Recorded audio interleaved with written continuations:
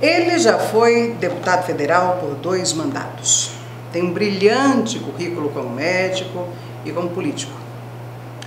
Foi o 47º ministro da Saúde do Brasil e deixou o Ministério da Saúde no dia 16 de abril do ano passado, 2020.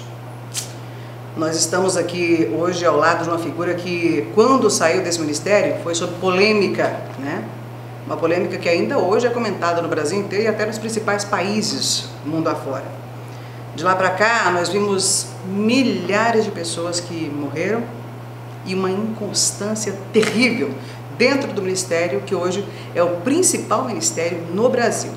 Bom, tudo isso dá margem para muitas críticas, essa inconstância toda e tudo que está acontecendo. O que a gente não consegue nem nominar. Às vezes a gente fala de catástrofe, mas eu acho que nem isso cabe no nosso vocabulário, Nós vamos falar agora com Luiz Henrique Mandetta. Seja muito bem-vindo à nossa TV Estado Online, Mandetta. Muito bom mesmo estar com você aqui hoje. Que bom que você está aqui conosco e eu vou começar perguntando para você o seguinte: se você ainda estivesse no Ministério, você faria diferente do que foi praticado até agora no governo? Olha, Keliana, amigos, eu às vezes me faço essa pergunta, sabe? Alguns pontos com certeza. Por exemplo? Testagem, falar sistematicamente a verdade para as pessoas, continuar naquela linha científica. Agora, aonde eu acho que o governo mais vacilou e errou é que a ciência ia apontar a saída, e a saída para brigar com o vírus sempre foi vacina. Então ia chegar a hora que eles iam falar: olha, eu tenho aqui uma vacina, quer comprar? Nessa hora eu ia ter entrado igual aquela pessoa no deserto atrás de um copo d'água, eu ia comprar todas. Isso foi oferecido para o Brasil em agosto do ano passado. Para o Brasil começar a vacinar em novembro, para o Brasil acabar a vacinação dele em abril. Você acha que esse período já teria sido imunizado todo mundo? O Brasil é um dos países que tem já várias vezes demonstrado que é o maior país do mundo para entregar, para pôr a vacina no braço das pessoas. Os Estados Unidos estão vacinando agora e estão comemorando que vacinam 2 milhões de pessoas por dia. Nós já tivemos campanha de vacinar 8, 9 milhões de pessoas num dia. Nós temos 43 mil equipes de saúde da família, com geladeira, técnico de enfermagem, enfermeira, médica, agente comunitário, até no fundo do Vale da Amazônia. A gente consegue vacinar no meio do Pantanal, a gente consegue vacinar o Brasil inteiro. Nós somos bons, o Brasil é conhecido. Então os laboratórios, não é que eles queriam vender para o Brasil porque eles eram bonzinhos, eles queriam botar a vacina aqui porque ele ia pôr a vacina dele numa Ferrari, ela ia chegar rápido. E a gente ia cair a curva rápido e o mundo inteiro ia falar: siga o exemplo do Brasil para vacinar. Então esse eu acho que foi o erro. Assim, se você perguntar de tudo, eu poderia falar de erros aqui 1 hora. Mas assim, se você falasse assim, o erro capital foi aquela briga política de falar que era vacina do Dória, que era vacina, que não ia vacinar, que ia virar jacaré, que iam botar um chip na cabeça da pessoa, apostar no movimento anti-vacina em vez de ser no... Porque vírus, vacina, bactéria, antibiótico, verme, vermífugo. A gente tem um arsenal aqui. E para esse vírus, a primeira arma que a gente tem é a vacina. Mandetta, o Fique em Casa, que você instituiu naquela época, Fique em Casa, tivemos muitas críticas a respeito disso. Você acha que se realmente as pessoas tivessem ficado em casa, seria também uma solução? Você tem que ver o momento. Naquele momento, a gente tinha, logo que saiu o vírus, que foi comunicado, as pessoas olharam aquilo, a pessoa falava assim: eu estou espirrando, eu vou no hospital que eu preciso fazer um teste para saber se eu não estou com o coronavírus. Não tinha nenhum caso dentro do Brasil e as pessoas estavam entupindo o hospital. Eu me lembro que teve um caso, acho que foi Rondônia, que a pessoa pegou um Uber compartilhado e tinha uma pessoa de origem oriental, que ela achou que era um chinês. E a pessoa tossiu dentro do carro e ela achou que, como ele era oriental chinês, que ele estava tossindo, espirrando, que ela estava dentro do carro. Ela saiu, foi na mídia social e falou: olha, eu acabo de ser contaminada, tem um chinês dentro do carro. Saiu o estado inteiro procurando um chinês que estava espirrando, tossindo dentro de um carro. Era muito mais pânico. Só que isso tinha como pano de fundo que a China fechou a exportação. 94% de tudo que a gente precisava, máscara, aqueles face shields, avental, para poder colocar no sistema de saúde, é comprado lá. O Brasil desindustrializou, nós não temos mais as indústrias. O povo prefere comprar na China por 6 centavos uma máscara do que comprar de uma fábrica em São Paulo, que vende em São Paulo por 20 centavos. Então, o nosso estoque começou a cair. Nós chegamos perto de zerar a máscara. Zerar para o hospital. Na época você era ministro? Eu era ministro. Eu levava isso e falava, nós vamos ter que parar para poupar o sistema de saúde. Porque as pessoas falam assim, usa de pano, mas você tem que ter a lavanderia, como tinha antigamente, os hospitais tinham lavanderia, produto químico. Com os negócios descartáveis, aquelas lavanderias hospitalares ninguém mais usa. O cara fala, usa uma vez, joga fora e é mais barato do que você ter a lavanderia. Então, até para você adotar pano, você não tinha lavanderia para adotar pano, roupa de pano, tudo. Então, naquele momento era segura, para a gente proteger, porque as pessoas estavam tendo infarto, estavam tendo apendicite, estava consumindo. E para a gente montar o sistema de saúde, né, eu calculei que a gente precisava, para aquele primeiro momento, 15 mil leitos de CTI novos para o Brasil enfrentar. Redimensionar toda a rede de oxigênio, todos os remédios que usam, montar as equipes.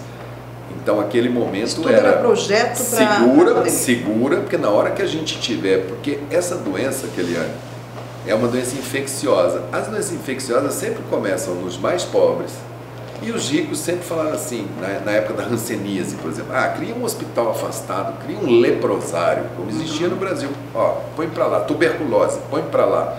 Era sempre assim, eu não quero que chegue perto. Essa entrou o caminho contrário. Foram os ricos que foram para fora do Brasil, que quando voltaram, sempre era assim, era no Einstein, no Sírio, e eu falava, na hora que chegar no povão, na hora que essa doença contaminar o povão vai procurar o sistema. A gente já tinha problema de leito de CTI antes dessa pandemia, era comum as pessoas falarem, tá na UPA, precisa arrumar uma vaga de CTI. Quantas vezes você, como uma comunicadora, uma pessoa pública, as pessoas ligavam, falavam, olha, e era difícil já. Agora você imagina, aqui em Campo Grande tinham 104 leitos de CTI, eu mandei abrir 300 e tantos, que era o cálculo para Campo Grande enfrentar. Então, aquele momento era isso, olha, para de pânico, espera. Fica em casa. Né? A maioria das pessoas que fazia teste era resfriado, gripe, resfriado, gripe, calma, espera, fica em casa. Para que na hora que você tivesse a presença do vírus, tivesse circulação, aí você pudesse enfrentá-lo diferente. E hoje? Vamos pensar, não adianta chorar o leite derramado. Verdade. Infelizmente, aconteceu tudo o que aconteceu. Infelizmente, você foi praticamente que arrancado de lá do Ministério. Impedido de trabalhar, né? Porque você muitas vezes falou isso, né? Falou que você não ia abandonar o país no momento que ele precisava. Eu sempre deixei claro o seguinte, me nomeou para fazer esse serviço, eu vou fazer com o que eu sei. O jeito que você está trabalhando não me serve. É uma prerrogativa de quem nomeia, é uma prerrogativa de retirar. Agora, eu com um problema daquela gravidade, eu pedi para sair, eu não pediria, porque seria covardia da minha parte. E a minha equipe era muito boa. Certo, mas e se você hoje fosse um governante, por exemplo, fosse presidente de uma nação, fosse governador, fosse prefeito de um município, nós estamos diante de um problema que eu não consigo, como disse no começo da nossa entrevista, nominar. Né? Catástrofe, eu acho que a coisa... É o que vem, né? É o que vem à minha cabeça. Só um pesadelo real, talvez. Eu acho que não tem no nosso dicionário algo que descreva o que está acontecendo no nosso país com o número de mortes que nós estamos vivendo. Mas se você fosse um governante hoje, o que você faria? Tem muitas pessoas defendendo, por exemplo, o lockdown. Mas o lockdown também resolveria? É que as pessoas colocam assim, ou é o lockdown ou não é nada. Não é assim. A liderança, ela tem que dar o exemplo para juntar. Qual é a coisa mais barata que não custa nada para ninguém? Não custa dinheiro para ninguém. Dinheiro expressivo não custa. Se todo mundo lavar as mãos 8, 10 vezes, ou usar álcool gel, não se cumprimentar de mão, de beijo, e usar a máscara na posição certa, tampando o nariz e a boca, e não aglomerar-se, falar assim, nós não vamos aglomerar, só essas 3 coisas, você praticamente estaria com essa história bem encaminhada para controle. Mas como fazer e você isso? Não impedir as aglomerações. Liderança.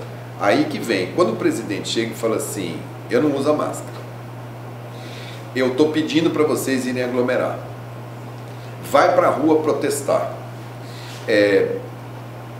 Se o cara mandar fazer isso de não aglomerar, de segurar o pessoal em casa, seja contra. As pessoas politicamente falam, cara, eu quero apoiar o meu presidente. É natural isso.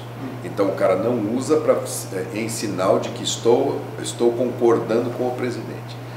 Se tiver uma aglomeração, ele fala, eu vou na aglomeração para mostrar que eu estou... Então a liderança, se o presidente chegasse e falasse assim, realmente, cara, eu acho que a minha estratégia aí está dando um número muito ruim, né? Não está legal.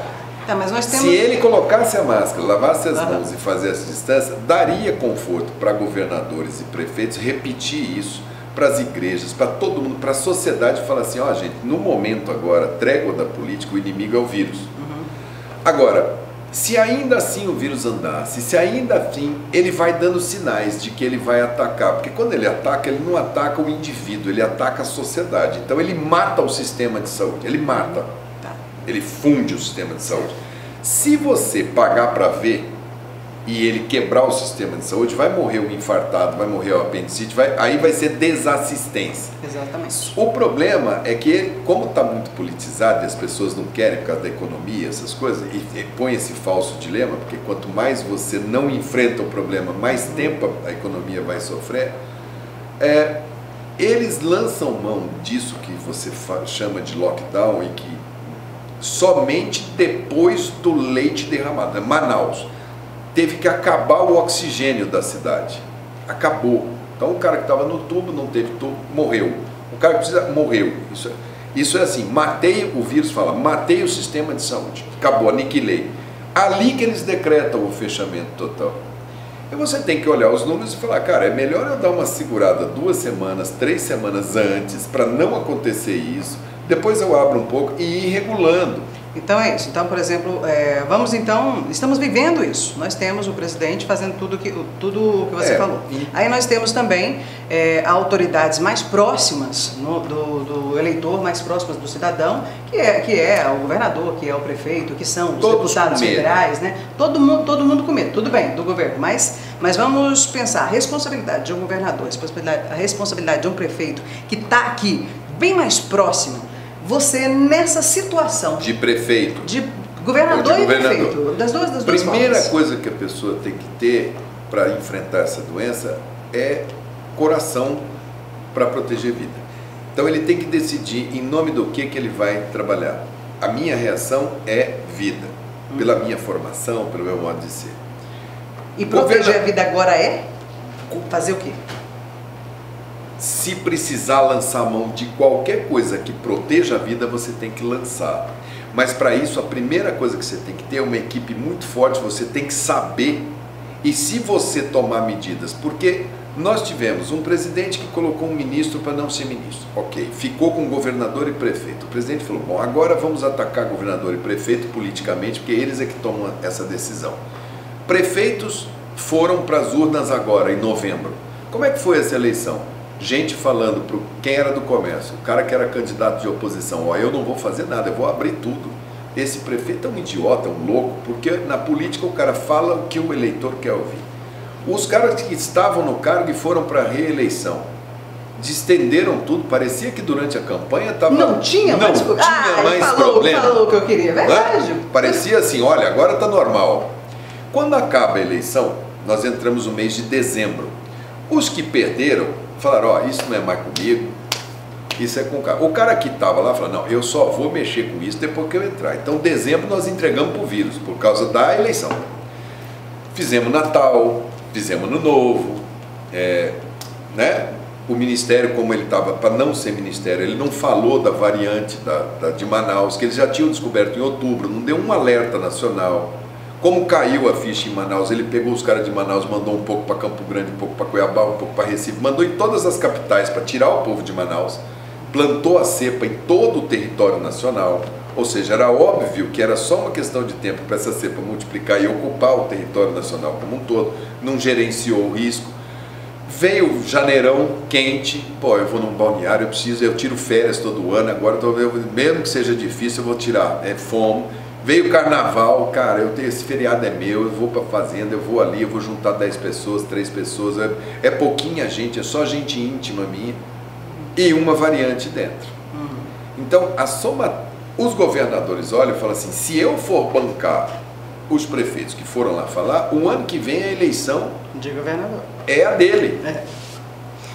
Então a primeira coisa que o governante tem que decidir é se ele vai pensar nas próximas eleições ou nas próximas gerações. Então, se ele pensar nas próximas eleições, ele vai fazer o tudo para ter um discurso que, olha, eu vou fazer um pouco de medida aqui para contemplar o pessoal da saúde, vou fazer um pouco aqui para contemplar o pessoal de educação, um pouco aqui para isso. E esse vacilo fica dúbio e o vírus ganha. O inimigo tem que ter foco, é o vírus. Então você acha que a eleição, mesmo que em novembro, era melhor não ter acontecido a eleição? Eu cheguei a falar isso quando eu ainda era ministro. Eu falei, eu também pensava, assim, como cidadão, né? Vocês não devem fazer. Primeiro porque o número, por exemplo, de candidatos a vereadores foi recorde, porque acabou a coligação na proporcional, então todos os partidos lançaram vereadores. Aqui em Campo Grande chegaram a quase 900 candidatos, foi um recorde. É muito bom para a democracia, mas cada candidato foi na casa das pessoas para pedir uma reunião, para pedir o voto. Então nós fizemos em novembro uma grande aglomeração nacional, de cima a baixo, por causa das eleições. Passou-se lá no dia, votou, tudo bem, protegemos a democracia, mas pagamos um preço durante e pagamos um preço depois das eleições. E muito alto, né? Muito alto. Nós estamos o quê? Chegando a 250 mil vidas perdidas? 280 mil. 280, nossa, eu tô lá atrás, estou bem atrasado aí. Ontem terrível. Foi mais uma vez, foi o recorde de média que passou de... Média é quantos casos tem nos últimos 7 dias, você divide por 7 e tem uma média. Foi a primeira vez que a gente passou de 2.000 de média, ontem foi 2.800 em 24 horas. Já a continuar nessa conta macabra vai ser 3.000. E as pessoas falam assim, tá, estamos em 2.300. Eu me lembro que as pessoas me perguntam assim, e quando chegaremos a 3.000? Eu falo, eu espero que nunca, né? Olha, porque eu confesso, o número fica banal, né? Eu confesso que eu tinha uma esperança muito grande no começo dessa pandemia de que nós não tivéssemos um número tão grande assim, devido até pelo nosso país ser país tropical, né? Essas teorias existiam. Eu vi inclusive médicos falando sobre isso. Muitos. Olha, o que teve de médico que fez previsão de que seria menos de 1.000 casos, teve um que falava muito, ele falava que era de 6 a 8 semanas isso ia acabar. Teve médico que falava, olha, eu acho que esse remédio aqui resolve, o outro falava, não, meu remédio é esse, porque quando você tem essas situações, quando você olhar todas as epidemias para trás, acontece a mesma coisa. Sempre tem um cara que tem um elixir milagroso, que fala, ó, se tomar esse meu aqui, eu garanto. Como é uma doença que 85% das pessoas que pegam, graças a Deus, tem forma leve, não vai para o hospital, então ele toma um remédio, põe a fita do Senhor do Bonfim, dá 3 pulinhos, 85% resolve. É uma delícia você tratar uma coisa que 85 de 100 vai sair. O problema é que os 15% que complicam entram em paralelo no hospital e aí vai todo mundo para a UTI e aí acaba. Zera.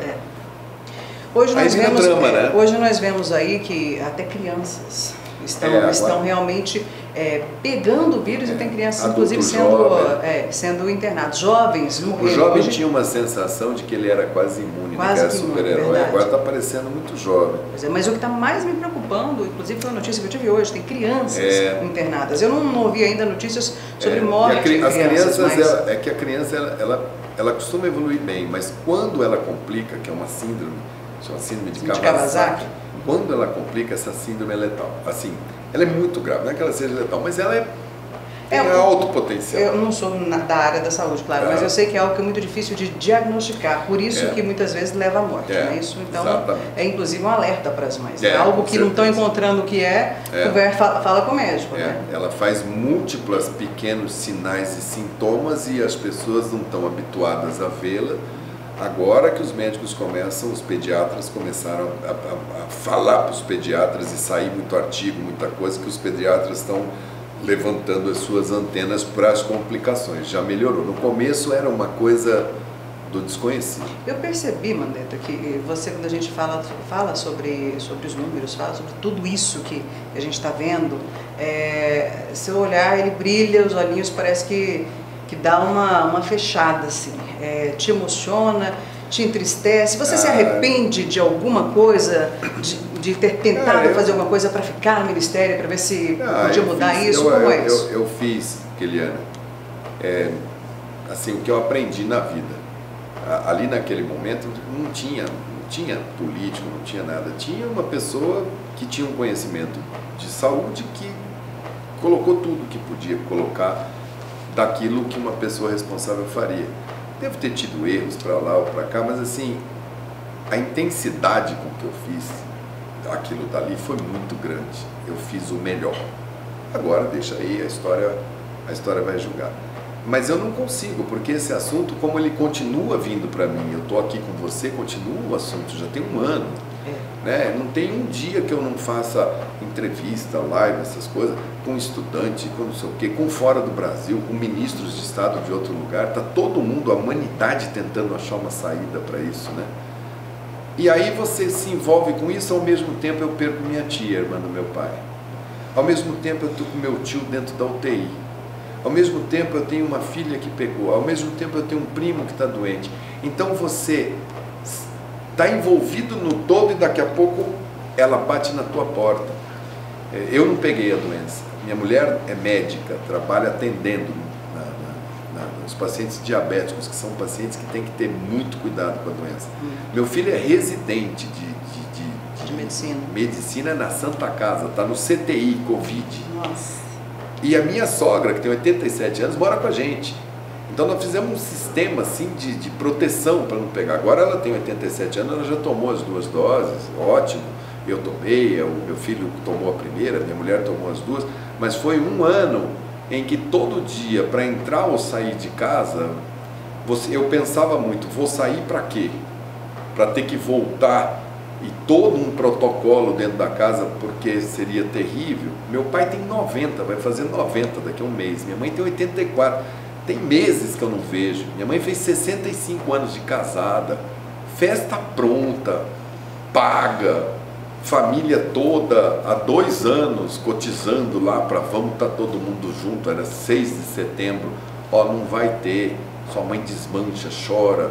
É duro. Eles, na idade deles, estão vendo todos os amigos, estão vendo as pessoas da geração deles morrer. Então na casa do meu pai e da minha mãe todo dia eles sofrem porque morreu a amiga, porque morreu o amigo, porque o óbito está concentrado de 60 anos para cima, são 86% dos óbitos de 60 anos para cima. Então essa geração está sendo massacrada por esse vírus, e eu tenho amigos que são dessa faixa etária e que sofrem. Então, assim, é uma gangorra de emoções. Vou aproveitar esse momento de emoção tua e vou te perguntar uma coisa. Ontem, o ministro Paulo Guedes disse que a vacina está atrasada, justificando os atrasos, tudo o que a gente está vendo que está acontecendo no Brasil, os atrasos da vacinação. Ontem, o ministro Paulo Guedes disse que a vacina está atrasada desde a época do Mandetta. Eu quero que você me responda o seguinte... Ele falou mais, que eu coloquei 5 bilhões no bolso. 5 bilhões no bolso, ok. O que você me responde quando eu te pergunto assim? Política versus vida. Você acha que no Brasil isso foi muito forte, está sendo muito forte? Você acha que a política está falando mais alto do que a vida para alguns governantes, inclusive deputados que passaram, que aprovaram que houvesse eleição, prefeitos que participaram das eleições, seja a primeira vez ou reeleição? Você acha que, num todo, a política está ganhando da vida aqui no Brasil? A política teve alguns, ela existe sempre, porque ela é natural. Mas é a política também que arrumou o recurso, foi a política que fez o auxílio, que funcionou durante um tempo. Agora, o que me chamou atenção nessa fala desse Guedes é quanto desonesto, né, intelectualmente ele é, quanto mentiroso ele é e quanto desesperado ele está pela responsabilidade dele. Porque quando eu estava no ministério, eu falava, olha, pauta as suas decisões de economia pela realidade da saúde. Vamos ver o que está acontecendo no resto do mundo, que eu posso te dizer, olha, daqui a um mês vai estar assim, daqui a 6 meses vai estar assado, para você poder fazer a tua estratégia econômica. Ele não consegue, ele é um homem muito orgulhoso, ele não conseguia nem me escutar. Vamos nem no telefone. Né? Vamos esclarecer que naquela época não se falava da vacina, mas a vacina assim, ainda não existia. Para as pessoas entenderem, o vírus começa lá em janeiro, fevereiro, aí o mundo recebe a amostra do vírus, né? Em fevereiro. Aí alguém tem uma ideia e ele escreve uma fórmula lá num papel, ó, eu vou misturar isso com aquilo, vou fazer assim, assim, assado. Ele faz primeiro aquilo, aí ele fala para o povo da pesquisa, lá para os comitês, olha, vou testar uma vacina no rato. Aí ele dá aquilo no rato. Se os ratinhos não morrem, viveram e fez anticorpo no ratinho, pelo menos não matou, aí o cara fala, analisa aquilo, aí o cara fala assim, então tá, agora você vai selecionar não mais do que 100 pessoas. Normalmente são as pessoas que estão no entorno da pesquisa, os pesquisadores são os primeiros que vão para essa crucial, que é o primeiro humano que vai tomar aquilo dali. Eu fui impedido de trabalhar, como eu falo, fui exonerado, fui demitido, se vocês quiserem saber, no dia 16 de abril. Não havia nenhum humano que tivesse sequer ido para a fase 2. O pessoal estava fazendo fórmula ainda e estava nos ratinhos. Em maio eles fizeram o primeiro humano a ser testado. Quando foi em junho mais ou menos, eles falaram, olha, concluí aquelas 100 pessoas, não morreu, teve anticorpo, não teve anticorpo, aí eles pedem autorização para fazer a fase 3, que é quando eles falam, eu vou vacinar 15 mil. Isso é julho. Em agosto eles falam assim para os países, ó, a fase 1 minha foi assim, a fase 2 foi assim, eu estou na fase 3, quer comprar? O Brasil recebeu todos eles em agosto. Eu saí em abril. Ele falou, o Mandetta tinha 5 bi, eu abri 15 mil leitos de CTI com os governadores, com os prefeitos, está aqui o recurso, compra os equipamentos, monta equipe. Olha, equipes de CTI no Brasil inteiro usando aquele recurso. Muito bem. Ele tinha 1 trilhão e 800 bilhões, porque ele é hoje o ministro mais poderoso no dinheiro, tudo, ele tem todos os caixas na mão dele. Os laboratórios foram atrás dele e do governo, falaram, ó, isso aqui é a saída para a economia, porque cada dia que a economia fica fechada sofrendo, os outros países vão liberar e vão andar. Mês que vem vocês vão ver a Inglaterra liberando, daqui a uns 40 dias os Estados Unidos vai estar liberando, a Europa liberando e nós vamos estar fechados. Então nós vamos ficar parados e eles andando, quer dizer, vai ser pior. Então o cara da economia, ele, com o ministro da saúde que não sabia nada, porque não era do ramo, vacilando, ele não teve a capacidade de falar, olha, eu quero comprar essa vacina em nome da economia, independente de qualquer coisa, de presidente, vou comprar essa vacina. Então eu acho ele desonesto, acho mentiroso, eu acho que ele não está à altura do cargo. E eu acho que esse tipo de afirmação que ele faz, tem lá no Senado, já tem 38 assinaturas pedindo uma CPI da pandemia, que o governo não quer que abra de jeito nenhum, está lá fazendo pressão para não abrir. Mas eu acho que com essa fala do ministro Guedes, ele deveria pedir para abrir. Eu estou pedindo. Ué, abre, você não está falando que tinha vacina lá, que eu não comprei, que tinha 5 bi, abre a CPI, então, esclarece. Mandetta, nesse momento, está pedindo para abrir a CPI abre da pandemia tudo, desde quando começou. Abre tudo. Vamos ver quem fez o que, aonde fez, por que fez, como não fez. Quer fazer isso? Porque se agora falar isso como um boquirroto que está tentando se manter no cargo, que não entrega nada, que é um animador de mercado, querer tirar, falar assim, não, o culpado é o Mandetta, numa época que não existia vacina, ele devia ter comprado vacina, isso é vergonhoso e perde credibilidade aqui dentro e perde credibilidade lá fora, porque uma pessoa que é capaz de manipular uma informação tão facilmente de você, qualquer criança de ensino fundamental fala, mas tinha vacina? Não, não tinha, como é que ele ia ter comprado? Você imagina o que faz com os números, você imagina o que faz com a economia real, uma pessoa que quer investir no Brasil e fala, o ministro da Economia falou que em março era para o ministro da Saúde que eles tiraram, que a culpa é dele de não ter comprado. Você imagina um investidor, o que ele vai pensar? Então, assim, eu fiquei muito irritado com isso. Eu percebi. Porque eu achei muito... Não a mim, porque é tão fácil você explicar, mas assim, para o país, né, cara? Para quem está precisando de investimento, para quem está precisando de credibilidade, você dá uma declaração dessa, uma sinalização dessa. E é incrível, porque as pessoas ficam cegas. Aí essa rede de ódio, ela começa a querer falar que, olha, realmente, foi ele não comprou a vacina. Eles estão completamente fora da casinha. Então, mais uma vez, é o que eu estou falando. É política. É política. Política acima da vida. É o que a gente está percebendo que está acontecendo no Brasil inteiro, infelizmente. E olha que eu saí do governo, eu fui lá, eu nunca briguei com o presidente, não. No dia que eu saí, eu fui lá, falei, presidente, tudo bem, obrigado aí pelo tempo que eu trabalhei. Se precisar de mim, estou aí. Cuidado, o senhor está mexendo com família. O senhor está mexendo com vida. Vocês eram amigos quando eram deputados federais? Não, vocês foram deputados federais juntos, né? Eu conhecia, o meu gabinete era aqui, o dele era uns 50 metros para frente e a gente se encontrava. É que, como ele estava num partido que apoiava a Dilma, que era o PP, era da base do governo, e como eu era de um partido, porque eu entrei no Democratas para ser oposição ao PT, eu não queria. Aqui no nosso estado, todo mundo queria que eu fosse para MDB, para essas coisas, eu falava, não. Eu tenho medo de virar base do governo, eu quero ser oposição, porque eu acredito que o caminho é fazer a oposição verdadeira.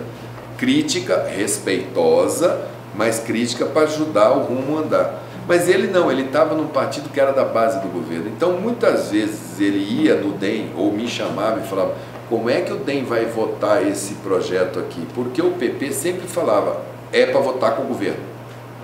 E ele queria saber qual que era a pegadinha que tinha por trás do projeto, porque ninguém conhece de tudo que tem ali dentro. Você tem, o partido te informa. E eu algumas vezes mostrava. Então ele estava na base do governo no PP, ali ele era parte daquele que se chamava Centrão ali, mas ele votava muitas vezes seguindo o Democratas, que era o único partido de oposição ao PT. Já que a gente está falando de política, agora eu quero falar da sua vida política. Saindo do Ministério, você recebeu convites para alguma secretaria aqui no Estado ou em outros estados brasileiros?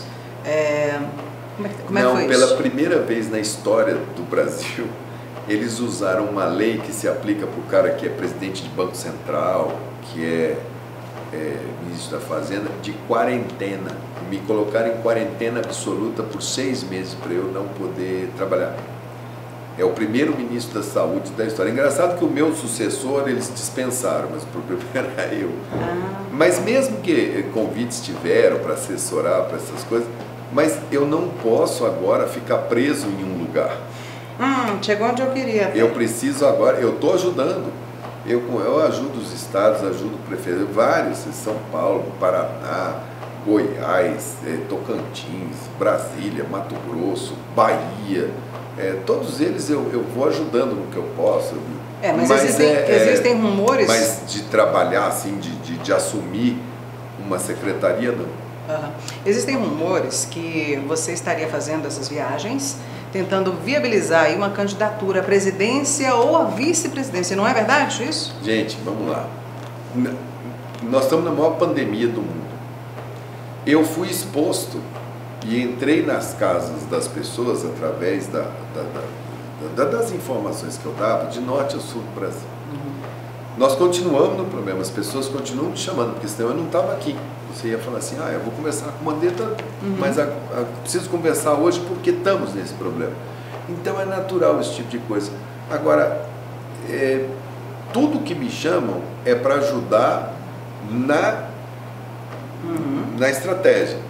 Eu, quando vou nesses lugares, ou quando faço reunião com eles, eu não divulgo, e não, exatamente para não falar, olha, está querendo fazer política com a pandemia. Ajudo de coração. Mas não há esse desejo, não há algo... De fazer política em cima de pandemia, não. Não, agora não em cima de pandemia, mas... Isso. Agora existe, não existe, principalmente quando entra o Lula, né? Porque daí a gente fica nesse mundo, né? Os dois radicais, os dois extremos, né? A mesma crise com sinal contrário. E o homem sensato, o homem de centro, o homem centrado, que não quer confusão, o empresário que fala, putz, vai ser... Se um dos dois ganhar, eu não sei quem que ganha um do outro, mas que vai ser mais crise, o Brasil perde. Então está todo mundo procurando quem tem capacidade de cicatrizar, de falar, olha... Inclusive o seu partido. Aí o meu partido, meu nome, e aí tem mais uns 8, 10 nomes, tem muito nome, tem uma sopa de letrinhas, sopa de nome. A primeira coisa que mas tem que ser... Mas os que mais se destacam hoje é o seu, do Moro. Mas a primeira coisa que tem que ter, para quem quer enfrentar esse problema, é você ter a visão forte do Brasil, você ter convicção do caminho, ver as convicções e todo mundo se juntar em cima daquelas convicções. É preciso baixar a temperatura, é preciso juntar o país. E todo mundo tem que estar desprendido. Se todo mundo quiser sentar na mesa e falar assim, o candidato é fulano, ou é Beltrano, ou eu sou o candidato, aí não vai para canto nenhum. Então o que você acha que tem que ter eu estou aí para ajudar, estou aí para ajudar. O que eu puder fazer para ajudar agora, se eles olharem e falarem, olha, precisa ser você. Ou só eu quero fazer campanha para alguma coisa que eu acredito. Pode ser como candidato, você entregando o santinho lá no viaduto do chá, aqui no bar do Zé. Para mim, eu vou viver como cidadão, sempre vivi. Não precisa. A última eleição eu não quis ser candidato. Por quê? Inclusive eu fiquei não assim... Não acreditava em ninguém. Já foi o primeiro, depois o segundo mandato. Não acreditava em ninguém ali. Não acreditava. Aqui no meu estado, onde eu estava, nada me encantava. Então, se não me encanta, por que eu vou ter que... O que me obriga? Se é obrigado, não, você é deputado, você é obrigado a ir para a reeleição. Mas quem? Onde é que está escrito isso? Eu não vou. Vamos falar então do Mato Grosso do Sul agora. Como é que é o olhar do político Mandetta para o Mato Grosso do Sul em 2022? Também uma possibilidade de uma candidatura a governo ou não? É um apoio realmente a fortalecer mais ainda a família? O que seria o olhar do Mandetta para 2022 no nosso estado? Eu acho que a primeira coisa que a gente tem que ter é cada um ter a percepção do que o estado está precisando. E o que está precisando? Eu acho que Mato Grosso do Sul precisa atravessar a ponte. Nós vamos ter que ter gente que sai daqui, que vai para Brasília, que entre nos ministérios, que faça política, que conheça ministros, que se precisar pega o avião, vai na China, vai nos Estados Unidos, vai na Europa, porque nós estamos ficando nesse muito para dentro. E a logística do Brasil, as ferrovias, as rodovias, elas estão passando à margem de Mato Grosso do Sul. Nós estamos virando um cotovelo para cá. E nós estamos pondo nossa única ficha na construção da ponte de Porto Murtinho para inaugurar uma ida rodoviária. Nós temos uma ferrovia que corta o nosso estado de leste a oeste, que entra dentro da Bolívia, está apodrecendo no olho, na cara da gente, e a gente nada faz. O Mato Grosso do Sul precisa aumentar a diversificação dele de ativos. A gente tem duas regiões, enquanto o eixo da serra está bem resolvido, dourados, com a matriz econômica do agro pujante, com soja, com agricultura, e ela tem que ir, mas nós temos uma região norte, na região de Coxim, onde nós estamos ainda com a pecuária, aquela pecuária concentradora, com pouca oportunidade. Então nós temos assimetria, então tem que ter diferentes matrizes econômicas. Para isso eu acho que essa geração de políticos está aí já tem muita gente que já tem essa visão mais aberta. A gente parar de olhar muito assim, a política eu tenho visto aqui sempre assim, o governador está tentando fazer tantos prefeitos, tantos vereadores para poder pegar esse ativo, para poder passar para fulano poder ter o apoio de Beltrano, para poder fazer lá, para chegar no poder. Aí você fala, e vamos chegar no poder para fazer o quê? Transformar o quê para conta? Eu me lembro quando em 2014, olha que o Trade, o Nelson é meu primo, eu gosto muito dele, eu acho ele um político hoje bem mais maduro. Eu não fiquei com ele, eu apoiei o Reinaldo porque eu achava, cara, é a nossa geração, vamos fazer diferente, olha que beleza. Vamos ter o PT aqui, esse outro PMDB aqui. Mas você se arrependeu? Não, de certa modo eu esperava muito mais. Eu achava que a gente tinha que fazer o novo, fazer o diferente, passar uma régua e falar assim, cara, outra relação política, outra relação com a Assembleia, outra relação com as prefeituras, medição de desempenho, de mérito, saber o que esperar de cada um, dar apoio técnico, andar. Eu achei que simplesmente assim, continuamos com a mesma coisa, um pouquinho mais para cá, um pouquinho mais para lá, me frustrou o que eu imaginava. E eu acho que isso até para a nossa geração não é bom, porque a gente acaba agora voltando nos nomes antigos, né? Você volta no André, daqui a pouco a pessoa quer voltar no... Daqui a pouco vamos ressuscitar o Wilson Martins, tem gente que sonha com o Petrocian, e quando a gente tinha que estar sonhando... Para frente. Para frente. Futuro. Mandetta seria o futuro do Mato Grosso do Sul? Eu não sei, eu sou um menino nascido aqui e ando no Mato Grosso do Sul, em todas as cidades tem um pedaço de mim e eu sou um pedaço delas. Está pronto para enfrentar uma candidatura, caso seja proposta? Eu vou discutir essa história de Brasil, de pandemia para qualquer lugar. Eu vou tentar colaborar com o Brasil. Eu não deixo Mas se de Deus pensar quiser, a pandemia esse ano já acaba. A eleição só ano que vem. Eu espero que a gente passe por isso e que as coisas fiquem mais calmas. E espero que, enquanto isso, essa classe aí pense bem fora da caixinha, pense numa coisa nova para ver se encanta para a gente ir. Se não encantar, se não tiver nada, você tem duas coisas que você pode fazer. Ou ficar como cidadão, você fica em casa. Eu, na última eleição, não participei. Ou enfrentar. O que encantaria o Mandetta, então, para que ele enfrentasse? Uma moçada nova, uma política de inclusão digital, pós-4G, de startup, de polo de tecnologia, de geração de emprego de vanguarda para a moçada daqui que ainda está aí, coitada.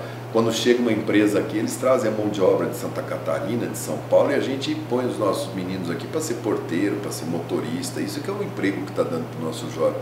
Quer dizer, colocar esse cara para ser... eu quero que ele seja um must, eu quero investir nele para ele falar assim, cara, agora eu invisto no meu estado. Hoje não tem mais barreira. Eu falo com o mundo inteiro hoje. Segunda-feira eu estava falando com aquela Amampura, aquela Cristiane, eu falo com o Canadá, eu falo com a Itália, daqui de Campo Grande, um aparelhinho desse tamanho, acabou a distância. Olha a oportunidade que tem de revolucionar o agro com a questão da tecnologia nas fazendas, que anda pouco, a gente ainda está ali engatinhando nisso, e a gente tem um agro tão bom, quer dizer, se a gente juntar valor nisso, a gente ainda está falando assim de coisas muito primárias, né? Isso me encantaria, um projeto desse. Por que não dá para a gente chegar e falar assim, olha, pelo menos as crianças do meio rural, criança, eu vejo na minha fazenda, criança acorda 4 horas da manhã, 3h30 da manhã, quando é horário de verão, então é uma maldade. Saem de casa para o ônibus passar às 5 horas da manhã, num frio danado, criança vai com o estômago vazio, chega, passa, viaja aquele ônibus em tudo que é fazenda, chega finalmente numa escola, chega lá, dá um pão com manteiga para ela 9 horas da manhã, quer dizer, as primeiras 2 horas que ela está lá, ela está anêmica. Quando dá 11 horas da manhã, acabou a aula, agora pega um ônibus para voltar para casa. Pelo menos as crianças de meio rural, entra com eles 8 horas da manhã para entrar 1 hora mais tarde, mas fica com eles em período integral até 4 horas da tarde, já volta essa criança alimentada, já faz o período da tarde, faz o reforço escolar, faz a prática esportiva, porque eles são os que ficam mais atrás na educação. Eles são os que têm o pior português, a pior matemática. Eles não têm, na casa dos pais deles, que os pais consigam dar aquele empurrão. Então, assim, coisas relativamente simples. O ensino médio, a gente vai fazer profissionalizante, mas profissionalizante para valer. Uma colheitadeira dessa que está rodando lá em Dourados custa 2 milhões, 3 milhões. É um computador, é agricultura de precisão. E a nossa menina do campo está ali, mal e mal, dirigindo um cinquentinha. Então, assim, isso me encantaria. E isso eu falaria, cara, com quem que nós vamos fazer isso? Eu saía de casa, eu punha sapato cedo para andar. Agora, essa mesmice, sabe? E aí o cara olha para mim e fala assim, mas você tem apoio do prefeito? Então, por que não colocar, já que você tem tudo isso na cabeça, não colocar um nome também? Eu acho que a gente deve fazer o seguinte, tudo na hora certa. Agora, o que eu mais posso ajudar é o que eu estou fazendo. Eu estou tentando... Eu estou aqui falando com você, tudo bem, eu falo de política, mas é para lavar as mãos, para usar máscara, para guardar distância, se possível não aglomere. Mas eu preciso trabalhar, não tem jeito, vê o melhor horário do ônibus, distancia, guarda a distância, porque nós estamos num momento muito ruim. Se tiver vacina, vacine. Eu tive amigos que, por conta da política, não vacinaram os pais. Vacina sim, pelo amor de Deus, gente. Eu tenho amigos que caíram naquele negócio de negar tanto, que não vacinaram e os pais morreram. Meu Deus. Pai e mãe. Porque quando não pega, pega 90 anos. Eu também tenho amigos que perderam o pai e mãe. Pois é, então assim, vacina, leva seu pai. Foram eles que levaram você para você não ter paralisia infantil. Porque antigamente sarampo, cegava, matava. Ixi, difteria, varíola. E tem aí o maior instrumento da história da humanidade foi a vacina. Para a gente encerrar, já me pediram para encerrar aqui, eu quero só abordar um tema contigo que eu estou defendendo muito, porque foi uma luta lá atrás, em 2011, um projeto que foi colocado na pauta terça-feira do Senado, um pedido da bancada feminina, a sua líder, Simone Tebet, fez esse pedido e teve o apoio maciço aí de muitos senadores, de muitas pessoas, estava tudo certinho, mas tirado de pauta. Colocaram para próxima terça-feira, também num pedido ali, numa batalha grande da senadora Soraya Tronic, da senadora Simone Tebet, que são senadoras aqui do nosso estado, que a gente admira muito, outros senadores também apoiando. A gente sabe que existem algumas coisas que acontecem nos bastidores que acabam que esse projeto não passa. Qual é esse projeto? Não é projeto, né? Na realidade é uma emenda que vai, no caso, sancionar, dar uma pequena multa para aquele empresário que teima no desconhecimento, na ignorância ou realmente naquela economia medíocre de pagar um pouco menos para as mulheres do que para os homens, no mesmo cargo, na mesma função, com a mesma carga horária. O que você pensa a respeito disso? Na próxima terça-feira, pelo menos foi o compromisso do presidente daquela casa na terça-feira, que seria o primeiro item de pauta para ser votado. O que você pensa a respeito disso para a gente encerrar? Eu acho que a primeira coisa que a gente tem que ter é a constatação do problema. E o passo seguinte é saber por que ele acontece. A minha mãe fez aquele modelo das mães dos anos 60. Minha mãe teve 5 filhos. Foi fundamental na minha criação, cuidou dos 5 filhos, fez aquela coisa típica das mães daquela geração dela. Mas foi na geração da minha mãe que a mulher entrou no mercado de trabalho. A mulher recebeu a pílula anticoncepcional, pôde planejar suas gestações e falou, bom, agora eu vou para o mercado de trabalho. O mercado, ele tem a lei de mercado. Então você tinha 500 mil trabalhadores homens trabalhando, e de repente entraram 500 mil trabalhadores mulheres. Então o mercado olhou e falou, onde antes um homem tinha que ganhar 10 mil reais porque ele tinha uma família para sustentar, agora eu ponho a mulher aqui do lado, pago um pouquinho para ela. A mulher pegou aquela oportunidade com tanta gana que ela começou a ocupar faculdade, começou a ocupar curso, e ela é muito mais disciplinada, muito mais focada. Ela começou, e o homem que era desse tamanho e a mulher assim, a coisa começou a subir. Se você olhar o quadro da formatura do meu pai, que tem 65 anos de médico, tem 2 mulheres numa turma de 100. Na minha turma já tinha 60 homens e 40 mulheres. E na turma do meu filho, que formou 2 anos atrás, tinham 70 mulheres e 30 homens. Então as mulheres se apropriaram daquilo dali. Essa distância foi diminuindo na ocupação, e está diminuindo cada vez mais. O mercado agora está passando por uma fase que ele está olhando e falando assim, é mulher, é homem, é bom para isso? E ele está pagando o que o mercado está andando. Eu não sei, Keliana, se fazer uma lei que fala assim, é obrigado a pagar literalmente igual. A lei já existe, ela só não é cumprida em alguns momentos. Eu não sei se está na CLT desde que ela foi feita. Eu não sei se isto é o que vai resolver o problema, ou se é esse caminho que a mulher está fazendo. A mulher está ficando melhor, ela é melhor funcionária, ela se adapta a qualquer ambiente. Tinha lugar que o cara falava assim, não, motorista de ônibus jamais será uma mulher. Pô, tá aí cheio de mulher motorista de ônibus. Piloto, eu ontem estava chegando aqui em Campo Grande, todos os comandantes que estavam pilotando o voo da Gol ontem eram mulheres, não havia nenhum homem dentro da cabine, e eu me senti super, porque eu acho a mulher muito mais atenciosa a detalhe, muito mais atenciosa ao cuidado. Quantas cirurgias que eu entro aqui, que é anestesista mulher, cirurgia mulher, antigamente falava, não, cuidado, a mulher muito mais cuidadosa no ambiente cirúrgico. Enfim, eu acho que ela está, daqui a pouco, se a gente fizer por lei, daqui a pouco o que vai acontecer com o mercado e com a mulher se capacitando, estudando mais, sendo mais comprometida, daqui a pouco vai ter alguém querendo fazer uma lei contrária, falar, opa, o homem já está porque vai ficar para trás. Na realidade, a lei é para isso, não é beneficiando a mulher, porque hoje a mulher é prejudicada, ela é quem recebe menos. Isso aí, segundo o relatório do Paulo Paim, tem setores em que a mulher ganha 61% do que os homens. É uma então constatação. É uma constatação mesmo. Agora, já se existe. você olha da onde que veio isso, isso vem dos últimos, 20 anos, 25 anos, 30 anos que as mulheres entraram no mercado de trabalho e agora estão chegando numa escala muito maior. Agora que fez o primeiro ciclo entre a menina que entrou no prezinho, se capacitou, formou e está se apresentando para o mercado. Agora é o primeiro ciclo. A tendência... Você acha que seria mais sensato que o projeto realmente ficasse quieto e aí a gente conquistasse isso aos poucos? Eu não conheço o texto, eu só acho assim, é obrigado ser desse jeito. Eu tenho medo de eventualmente a gente chegar e falar assim, isso vai acabar prejudicando. Eu não sei, eu não conheço o texto, eu teria que ler. Mas eu vejo muitas vezes a intenção do legislador ser de um jeito e o resultado final ser outro.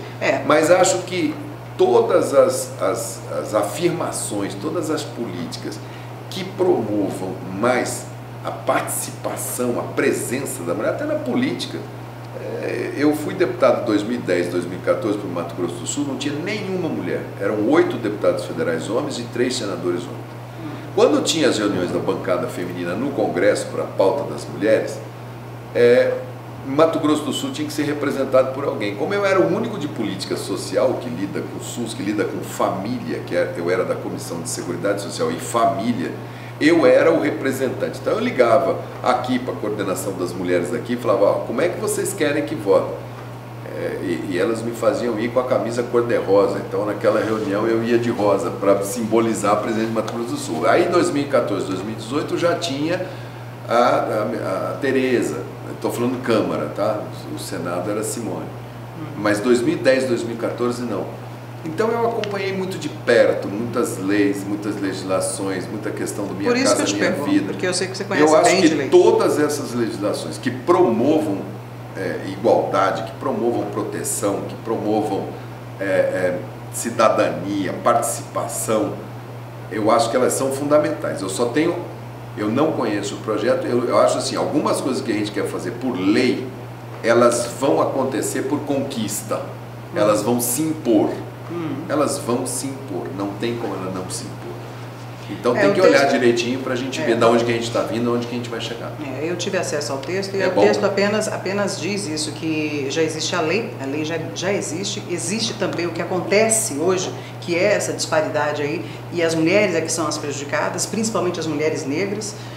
Isso aí foi segundo o parecer do Paulo Paim, mas o texto diz apenas que o empregador, tendo conhecimento disso, e não praticando o que diz a lei já há 80 anos, que os gêneros têm que ser iguais, né, receber igual, ele seria multado, no caso, 5 vezes o valor dessa diferença durante o contrato de trabalho. Mas isso daqui para frente, não para trás. Eu acho que tudo é conquista. Olha, você tem uma ideia como que a mulher luta? A mulher não tinha direito a voto. A mulher até os anos 60 só podia trabalhar com permissão do marido, acredite se quiser.